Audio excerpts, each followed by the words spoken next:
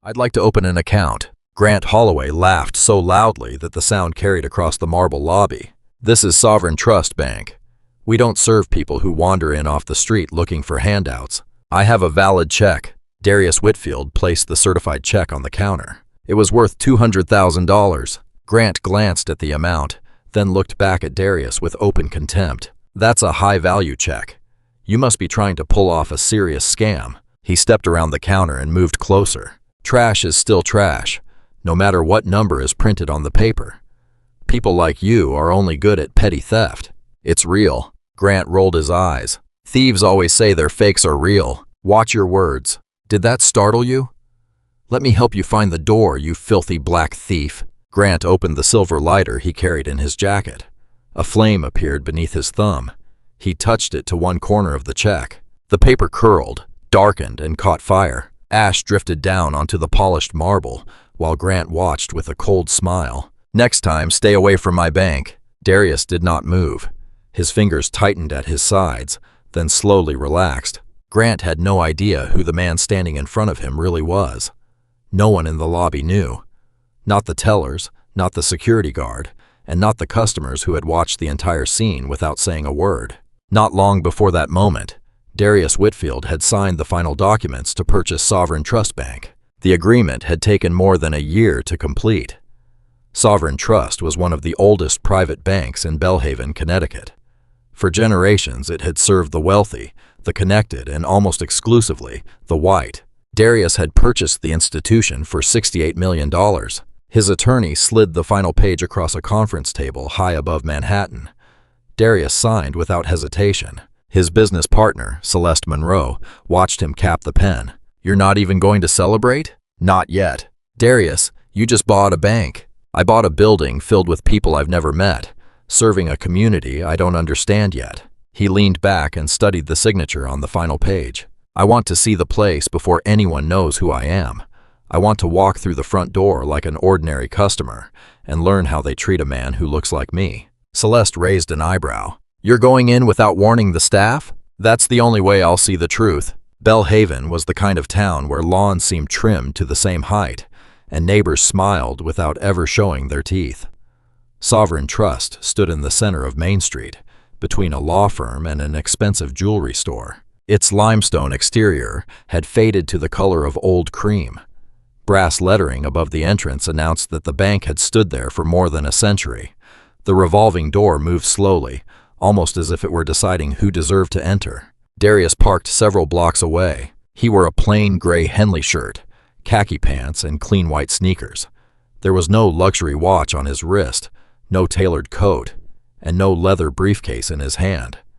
Nothing about him announced wealth. He wanted to be invisible, or perhaps he wanted to be seen exactly as he was, a black man in casual clothes walking into an institution that had spent generations serving people who looked nothing like him. The lobby smelled of old wood and lemon polish. Marble floors reflected the light from a chandelier hanging above the center of the room. Teller windows lined the back wall, and only two of them were open. A security guard stood beside the entrance with his arms crossed. His eyes began following Darius before Darius reached the welcome desk. Behind one of the teller windows sat Julian Mercer. Julian was 26 and had worked at Sovereign Trust for 3 years. He noticed Darius and offered him a small nod. It was the only greeting Darius received. At the far end of the lobby, behind a glass partition, Grant Holloway sat in the branch manager's office. He had occupied that chair for 15 years. He had survived several regional directors and more than one corporate restructuring. Grant ran Sovereign Trust, the way an arrogant bouncer controls the entrance to a private club. He decided who was welcomed, who was tolerated, and who was shown the door. His mahogany desk was spotless. His tie was always pulled tight. He believed the branch belonged to him in the same unquestioning way a vain man might believe the sun rose each morning for his personal benefit. Grant looked up the instant Darius entered. He did not see a customer. He saw a problem. Darius approached the welcome desk. The receptionist looked at his clothes before she looked at his face. Her smile was thin and automatic. "Can I help you? I'd like to open a checking account." She hesitated. Her eyes moved past him toward Grant's office, then returned to Darius. "Please have a seat. Someone will be with you shortly." Darius sat in the waiting area. Then he watched. Several customers entered after him. A woman in a cashmere coat, a man carrying a leather portfolio, a married couple holding hands. All of them were white. All of them received assistance within minutes. Darius remained in his chair while the wait stretched on. He did not reach for his phone. He did not shift impatiently. He watched how the employees moved around him. They changed direction to avoid walking too close. The security guard repositioned himself so that he stood between Darius and the exit.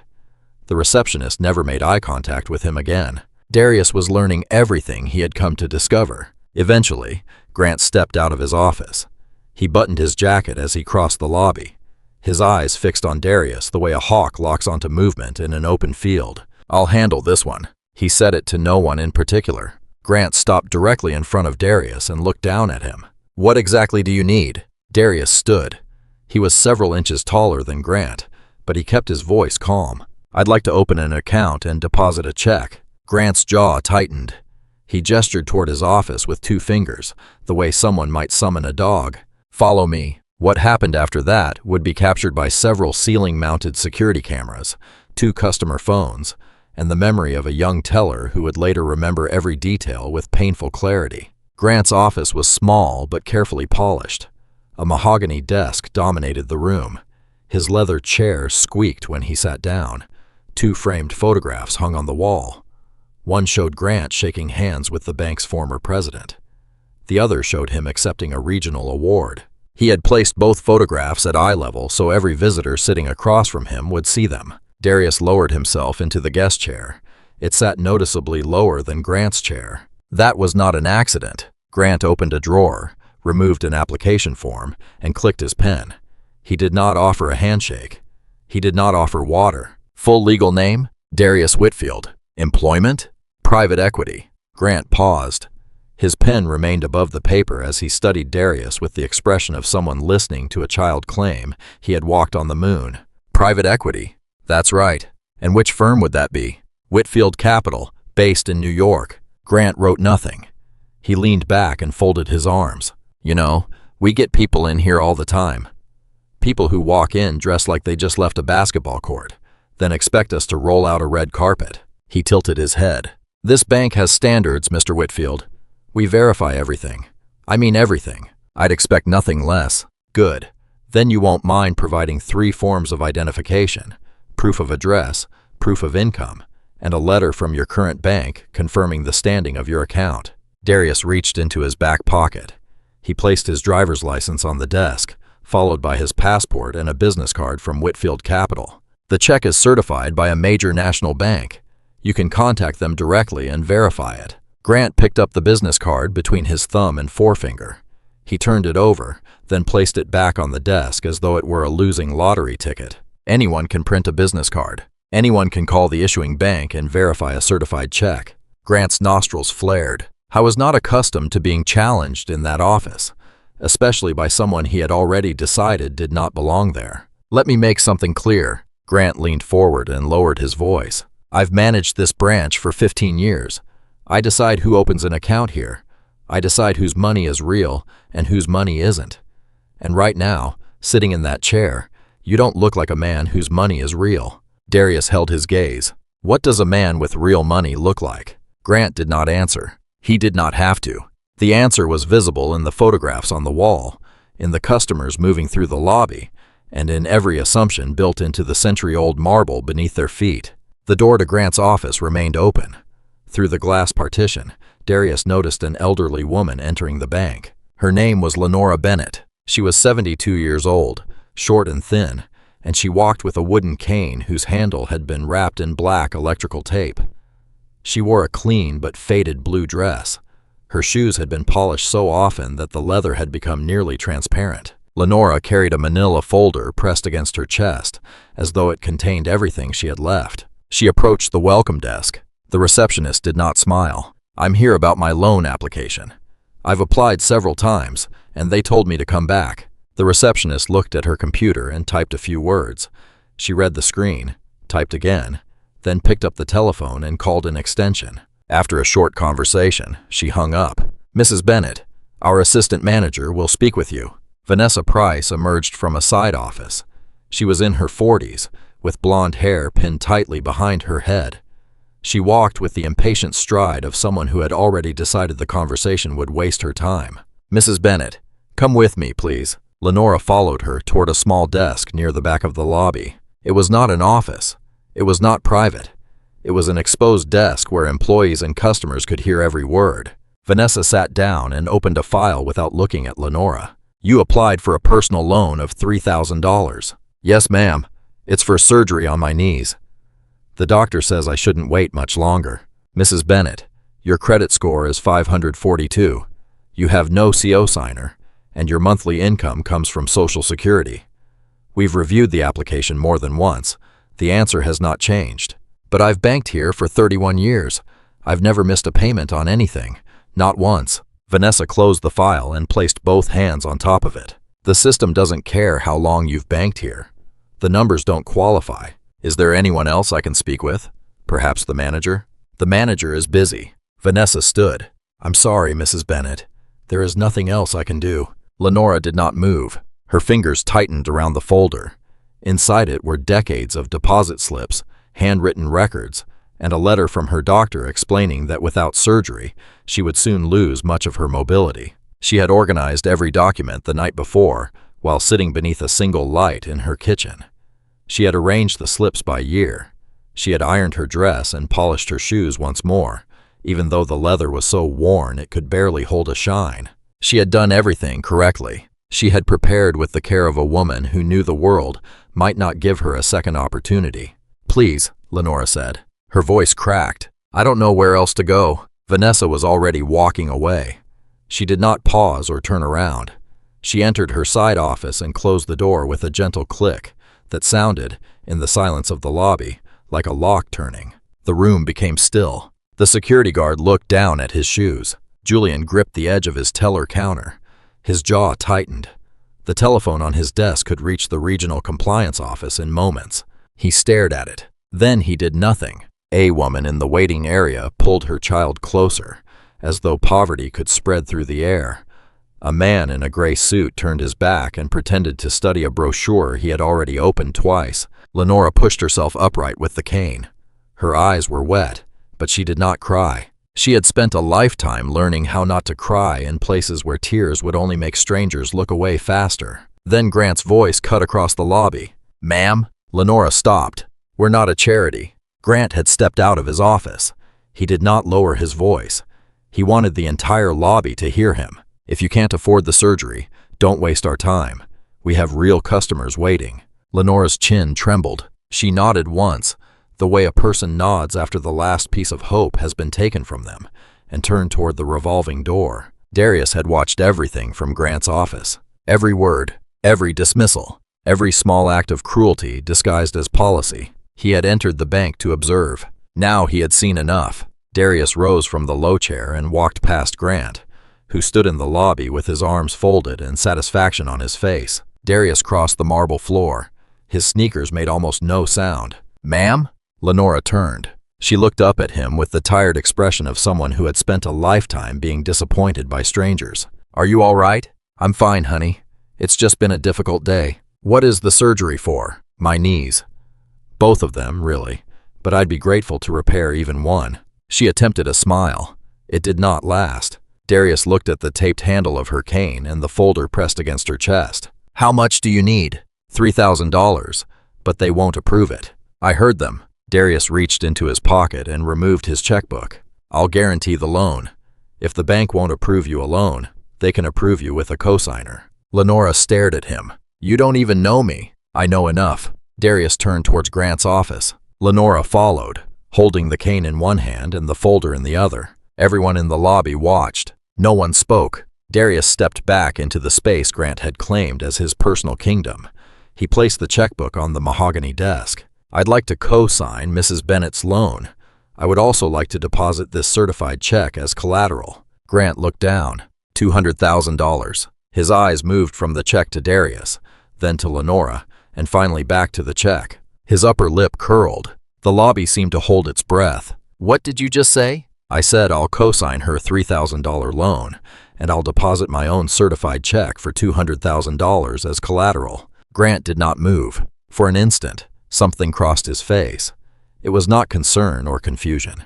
It was the expression of a man who had been defied in his own territory and could not understand how anyone dared to do it. Then he laughed. It was not a polite laugh. It was loud, open, and deliberately humiliating. The sound bounced from the glass partition and rolled through the lobby. "You?" Grant pointed at Darius. "You want to co-sign a loan for her?" Then he pointed toward Lenora without looking at her. "In my bank?" "That's correct. And where exactly did a man wearing sneakers and a cheap shirt get $200,000? It's a certified check. Call the issuing bank. They'll confirm it within minutes." Grant stepped closer. He was shorter than Darius, but lifted his chin as though posture alone could give him authority. "I'm not calling anyone. Do you know why? Because I've seen this kind of trick many times.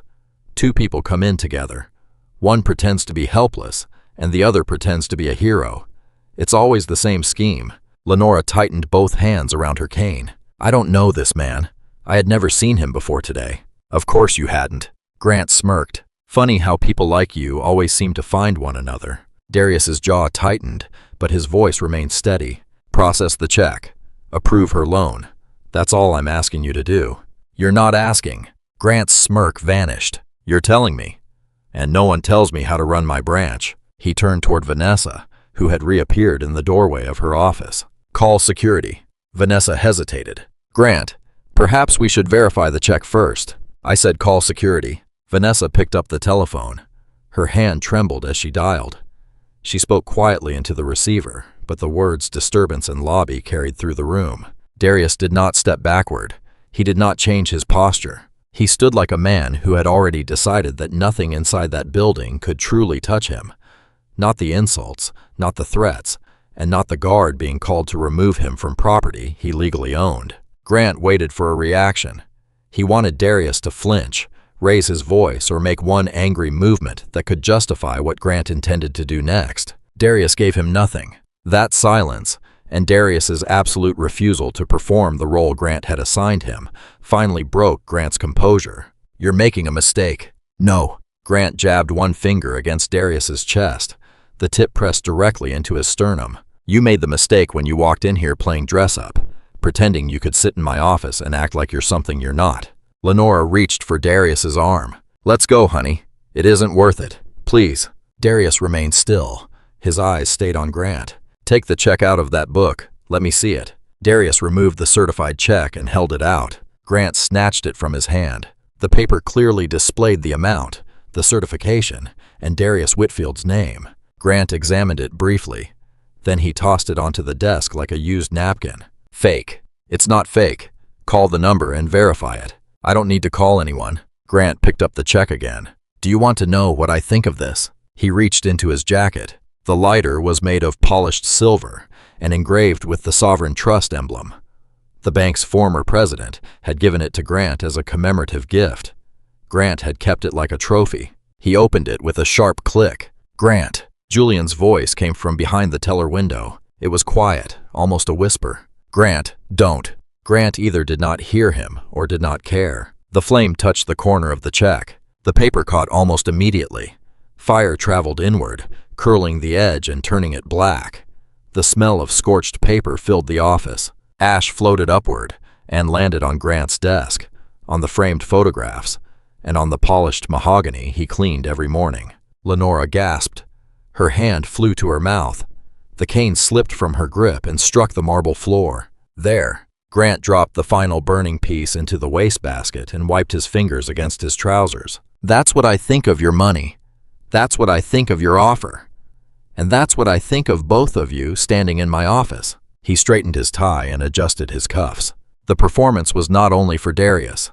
It was for the tellers, the customers, Vanessa, and the security guard who had just entered the lobby and now stood uncertainly near the door. Grant smiled without warmth. "Get out of my bank, both of you, and don't come back." Darius looked into the wastebasket. A thin stream of smoke rose from the remains of the check. $200,000 had been reduced to ash in front of an elderly woman who needed $3,000 for an operation that could allow her to walk without constant pain. Darius bent down and retrieved Lenora's cane. He placed it gently in her hands. "Thank you," she whispered. "I'm so sorry." "Don't apologize. You did nothing wrong." Darius turned toward Grant one last time. He did not raise his voice or clench his fists. He stood straight and spoke with the measured clarity of a man who knew every word would matter later. "I requested a service. You denied it. I offered to help someone, and you burned my check. Remember every detail of what happened here, because I will." Grant scoffed. "Is that a threat?" "It's a promise." Darius placed one hand lightly against Lenora's back and guided her out of the office. They walked past the security guard, past the tellers, and past every person who had watched without intervening. The revolving door pushed them into the sunlight. Darius helped Lenora descend the stone steps. "Are you all right?" "I've lived through worse, honey." She looked at him. "But you didn't have to do that. You lost all that money because of me." "I didn't lose anything." Darius walked her to a bench beside the bus stop and waited with her until a taxi arrived. He paid the driver before Lenora entered the car. She took Darius's hand between both of hers. "What's your name?" "Darius." "God bless you, Darius. You're a good man." He watched the taxi disappear along Main Street. Then he returned to his car. Darius sat behind the wheel without starting the engine. He allowed the silence to settle around him. Then he called his attorney. "Move the ownership announcement forward. Gather the entire staff. I want to be there in person." He paused. "And secure the footage from every camera in that branch. Every angle. I want all of it." Darius ended the call, started the car, and drove away from the bank he owned. The bank where his money had just been burned by a man who had no idea his career was already over. The entire staff of Sovereign Trust's main branch was summoned to a mandatory meeting in the conference room above the lobby. No one was told why. Grant arrived early in his finest suit. He had carefully pressed the shirt because the collar had not looked perfect the first time. For weeks he had heard rumors that the bank was being acquired. He assumed the new owner would be a private equity executive or a representative from a large financial corporation. Someone who would shake Grant's hand, thank him for 15 loyal years, and ask him to continue leading the branch. Grant had even prepared a welcome speech. It filled 3 paragraphs, and he had memorized every word while standing in front of his bathroom mirror. He chose a seat in the front row. Vanessa sat beside him, crossing her legs as she checked her phone. Behind them, 34 employees filled the remaining chairs. Tellers, assistants, lending officers, reception staff, and members of the security team waited in low conversation. Julian sat near the door in the final row. His knee would not stop moving. Harold Whitcomb stepped to the podium. He was 71, with silver hair and the calm posture of a man who had served as chairman of Sovereign Trust's board for decades. He carried one thin folder. "Good morning, everyone. Thank you for joining us." His voice was composed, but it carried the weight of news that would permanently change the room. As many of you know, Sovereign Trust has completed a major ownership transition. The acquisition is now final. It is my privilege to introduce the new owner and chairman of Sovereign Trust Bank. Grant straightened his back and adjusted his cuffs. "I was ready." Harold turned toward the side door. "Please welcome Mr. Darius Whitfield." The door opened. Darius entered wearing a charcoal 3-piece suit, a silver tie, and polished shoes that clicked against the hardwood floor. His posture was upright. His expression was calm. He carried nothing in his hands. Grant recognized him first. The realization struck with the force of a collision. It was sudden, complete, and impossible to reverse. Grant's mouth opened, but no sound came out. Both hands seized the armrests of his chair until his knuckles turned white. Vanessa looked at Grant, then at Darius, and back at Grant again. The color drained from her face. Darius stepped onto the platform, shook Harold's hand, and turned toward the employees. Dozens of faces stared back at him. Some were curious. Some were confused. One was terrified. Darius did not rush. He allowed the silence to do its work. "Recently, I entered this branch wearing a gray shirt and white sneakers. I asked to open an account because I wanted to understand how this institution treats its customers." He paused. "I watched an elderly woman get turned away after 31 years of loyalty. She needed $3,000 for a medical procedure. She was told that her history did not matter because the numbers did not qualify. Then she was humiliated in front of the lobby by a manager who told her that this bank was not a charity and that she was wasting everyone's time. No one moved. When I offered to guarantee her loan and deposit my own funds as collateral, I was accused of running a scam. I was touched without my consent. My certified check for $200,000 was deliberately burned in front of that woman, the employees, the customers, and this bank's security cameras. Darius removed a small remote control from his jacket and pressed a button. A screen behind him came to life. The security recording played from 4 clear angles. Grant appeared in the lobby, pointing toward Lenora. The staff watched him seize the check from Darius's hand. They saw the silver lighter open. They saw the flame touch the paper. They watched the ash fall across the desk. Then they saw Grant straighten his tie, smile, and order Darius and Lenora to leave. No one spoke. An employee near the middle of the room covered her mouth. Julian looked down at the floor. The recording ended. Darius placed the remote on the podium. I did not enter this branch to trap anyone. I came here to learn. I discovered more in one visit than any report or financial statement could have shown me. His gaze settled directly on Grant. Grant's lips were pressed so tightly they had turned pale. Sweat shone across his forehead. The prepared speech remained folded inside his breast pocket, useless. "This is not the bank I hoped I had purchased," Darius said. "But it is the bank I intend to rebuild.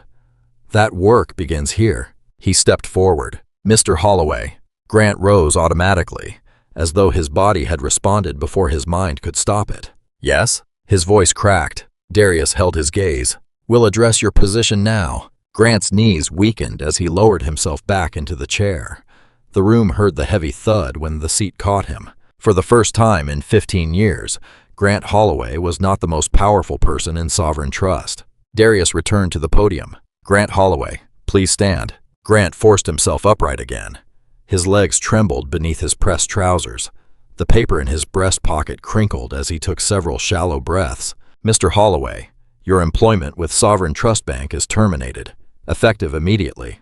The reasons are discriminatory treatment of customers based on race, verbal harassment, unwanted physical contact, intentional destruction of a customer's financial instrument, and conduct that violates every ethical standard this institution claims to uphold." Grant opened his mouth.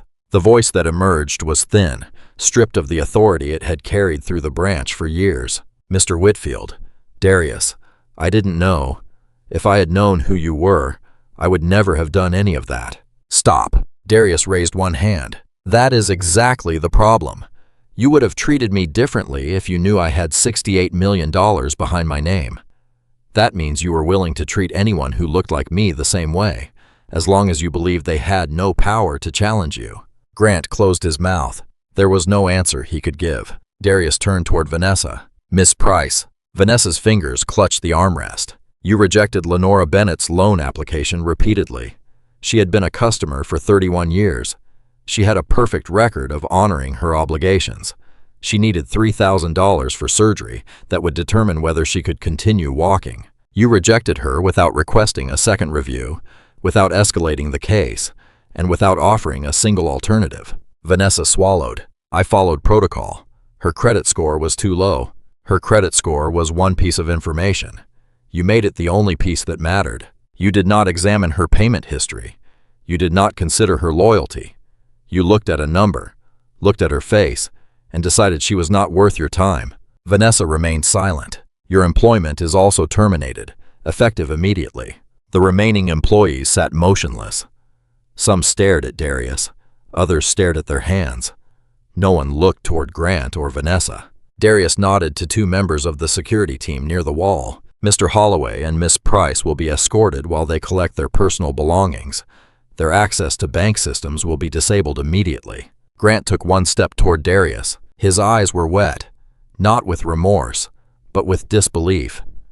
He looked like a man who had spent his career believing consequences were meant for other people. "You set me up." The words were barely louder than a whisper. "You came into my branch to trap me. I came into the branch to open an account." Darius's voice remained calm.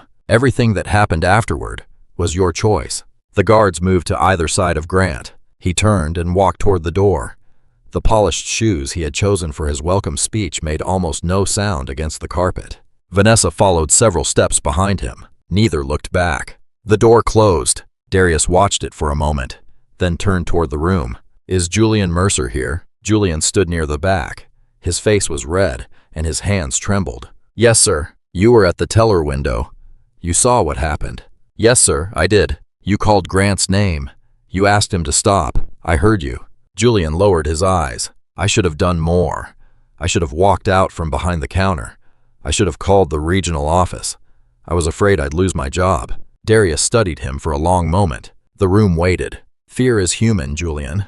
Silence is still a choice. You chose silence for most of that encounter. I won't pretend otherwise.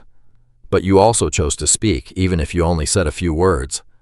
Those words showed me that part of you knew what was right." Julian blinked and took a careful breath. "I'm going to need people I can trust while I rebuild this branch. People who understand the difference between obeying an order and protecting another person's dignity. Can you become that kind of person?" "Yes, sir." "Good." Darius faced the entire staff again. "Every remaining employee will meet with me individually. No one else is being dismissed today. But understand this clearly.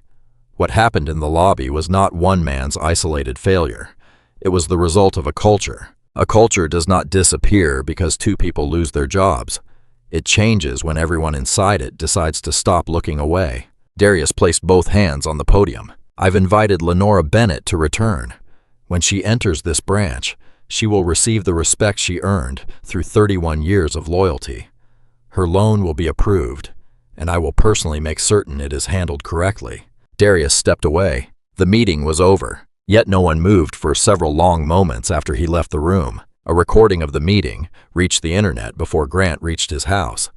No one ever admitted who had captured it on a phone. The video contained Darius's speech, the bank's security footage, and the expression on Grant's face when he learned who Darius really was. It spread with a simple description. A bank manager burned a black man's check. The black man owned the bank. Within hours, hundreds of thousands had watched it. By the following day, the audience had grown into the millions. The phrase "burned the wrong check" began trending across the country. Television networks aired the story. One called it checkmate. A former banking regulator described Grant's behavior as one of the clearest recorded examples of racial discrimination inside a financial institution. Different networks argued about the wider meaning, but all of them played the same images. Grant opening the lighter, the flame moving through the paper, ash falling onto the marble, his smile afterward. The scene repeated until it became impossible to ignore. Social media turned into a public courtroom. Thousands of people described being dismissed, questioned, or treated as less than human inside banks, hospitals, restaurants, schools, and government offices. The recording had given their experiences a face. Grant's face. He deleted his online accounts, but it changed nothing. Images of his professional profile had already been copied and shared. Reporters found his neighborhood. News vans appeared outside his home. Grant's wife left soon afterward. She packed 2 suitcases while he sat in the kitchen staring at his phone. She did not yell. She did not argue. Before closing the front door, she said one sentence. "I told you this would catch up with you."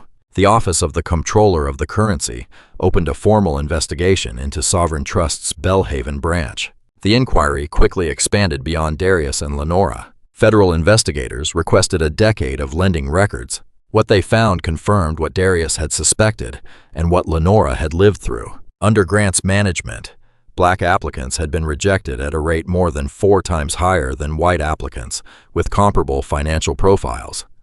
Hispanic applicants had been rejected at more than 3 times the rate. During that period, fewer than 30 loans had been approved for non-white borrowers out of more than 600 applications. The data revealed a pattern. Grant's name appeared on policy memoranda, overrides, and rejection letters that had bypassed ordinary review procedures. The Office of the Comptroller of the Currency referred the case to the United States Department of Justice. A federal grand jury convened in Hartford. The indictment described violations of the Equal Credit Opportunity Act, the Fair Housing Act as it applied to lending, and federal civil rights protections. It also included the willful destruction of a customer's financial instrument inside a federally regulated institution. The burned check had become more than a viral image. It was evidence. Grant hired an experienced defense attorney from New Haven. The attorney advised him to negotiate a plea agreement. Grant refused. He believed he could explain his decisions. He believed a jury would understand his side. I was wrong. The trial continued for more than a week. Grant entered the courtroom on the first day wearing a navy suit and an expression carefully emptied of emotion. He folded his hands on the defense table and tried to project the calm authority that had carried him through 15 years behind a mahogany desk. As the days passed, the suit became wrinkled. His hands stopped obeying him. He picked at the skin around his fingernails. He repeatedly lifted a glass of water, not because he was thirsty, but because holding it gave his fingers something to do. Prosecutors played the security footage at the beginning of the trial. They played it again while presenting the lending evidence. They played it one final time during closing arguments. Each time, the jury watched Grant burn the check. Each time, they watched what he did afterward. The smile, the adjustment of his tie, the casual order to leave. Then the jurors looked from the screen toward the man at the defense table, searching for some trace of regret. They saw none. They saw only the clenched jaw of a man who still believed his true mistake had been choosing the wrong victim. 23 witnesses testified. Former employees described a branch where customers of color were routinely forced to wait longer, required to provide extra identification, and discouraged from applying for better financial products. Several former tellers admitted that managers had verbally instructed them to flag non-white customers for additional scrutiny. The instructions were never written down, but everyone understood them. Lenora took the witness stand wearing the same faded blue dress she had worn to the bank. She spoke softly. She told the jury about her 31 years as a customer, her injured knees, the repeated rejections, and the day she was told that the bank was not a charity. The prosecutor asked how Grant's words had made her feel. Lenora remained silent for a long moment. Then she answered, "I felt like I was nothing. Like every year I trusted that bank meant nothing. Like I meant nothing." The courtroom became completely still. One juror wiped her eyes. After hours of deliberation, the jury returned a verdict of guilty on every count. At sentencing, Federal Judge Miriam Callahan addressed Grant directly. "Mr. Holloway, you were trusted with authority inside a federally regulated institution. You used that authority not to serve the public, but to enforce your personal prejudice. You denied people opportunities because of their skin color. You humiliated them. You burned a customer's check in front of witnesses and cameras, then showed no shame. The only regret you have expressed is that you did not know who Mr. Whitfield was. That is not remorse. It is self-preservation." Grant stood with his hands clasped in front of him. His attorney remained beside him. Neither spoke. The judge sentenced Grant to 30 months in federal prison, followed by 3 years of supervised release. He was permanently prohibited from working at any federally insured financial institution. He was ordered to pay $200,000 in restitution to Darius and an additional $50,000 in civil damages to Lenora. Grant's knees weakened. His attorney caught his arm before he fell. Vanessa had cooperated with investigators and testified against Grant. She received a suspended sentence, 3 years of probation, and a permanent ban from the financial industry. She left Belhaven and never returned. Reporters surrounded Darius outside the courthouse. I gave one statement. "This case was never only about me. It was about every person who entered that bank and was treated as less than human because of the way they looked." Lenora Bennett trusted that institution for 31 years. She deserved better. Every customer did. Darius refused further questions. He walked to his car and drove back to Belhaven. Months later, Sovereign Trust looked like a different bank. Workers had cleaned the limestone exterior. The original brass lettering remained above the entrance, but a polished steel sign had been installed beneath it. "Every customer matters." Darius had chosen the words himself. He did not want a slogan. He wanted a standard. Inside, the changes were subtle but meaningful. The teller windows had been redesigned with lower counters, open sight lines, and no glass barriers separating employees from customers. The waiting chairs formed a circle instead of rigid rows. A community bulletin board stood near the entrance. It displayed notices for neighborhood businesses, church gatherings, and a free financial education program offered in the upstairs conference room. The staff changed as well. Most of the original employees remained, but they moved through the lobby differently. They made eye contact. They greeted customers by name whenever possible, and with genuine respect when they did not know a name. The same security guard who had watched Darius with folded arms now stood near the entrance with his hands relaxed at his sides. Julian Mercer became the new branch manager. At 26, he was the youngest person ever appointed to manage a sovereign trust branch. On his first day in the office that had belonged to Grant, Julian removed the award photographs from the wall. He replaced them with one printed sentence: "Do the right thing, even when no one is watching." He kept it inside his desk drawer, where only he would see it. Darius created a program called the Open Door Initiative. It offered small loans to residents who had long been overlooked by traditional banking. Interest rates were low, repayment plans were flexible, and applicants were not automatically rejected because of one credit score or the absence of a cosigner. Every application was evaluated by a 3-person committee, so no single gatekeeper could quietly decide someone's future. During the program's first 6 months, it approved more than 200 loans. Nearly 9 out of every 10 borrowers made their payments on schedule. The loans helped launch a dozen small businesses. They included a barber shop, a childcare center, and a catering company operated by a woman Sovereign Trust had rejected twice under its former leadership. Lenora Bennett became the first borrower approved through Open Door. Her $3,000 loan was completed on the same day Darius had promised it would be. She underwent surgery several weeks later at a hospital in Hartford. The operation lasted 2 hours. Her recovery took several months. When Lenora returned to Sovereign Trust, she entered the revolving door without her cane. She moved slowly and carefully, but she moved under her own strength. Both feet touched the marble floor. There was no handle wrapped in electrical tape and no folder pressed nervously against her chest. Julian noticed her first. He left the counter and met her in the center of the lobby. "Mrs. Bennett, good morning, baby. How are your knees?" "They're still stiff, but they're mine, and they work." This time, her smile stayed. Darius was in the conference room when Julian called him downstairs. He found Lenora standing beneath the new steel sign. "Every customer matters," she read aloud. Then she turned toward him. "Did you put those words there?" "I did." "Good." She reached for his hand. Her grip was firm, because I remember when it didn't feel true. Darius did not answer. He simply held her hand and stood beside her in the lobby of the bank that had once burned his money and told them both to leave. Some moments do not need a speech. They only need someone willing to show up and do what is right, even when the cost feels high, even when no one appears to be watching, and even when the world tries to convince us that kindness will be wasted on people who do not matter. They do matter, every one of them. This story was never truly about a wealthy man getting revenge on an arrogant manager.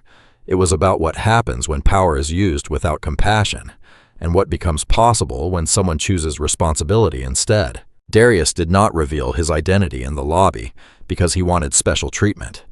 He stayed quiet because he needed to know whether respect was being offered to everyone, not only to people with impressive titles and expensive clothes. Grant's downfall did not begin when Darius entered the bank. It began much earlier, each time Grant judged a stranger before hearing their story. Each time he allowed prejudice to become procedure, and each time everyone around him decided that remaining silent was easier than speaking. Cruelty rarely arrives all at once.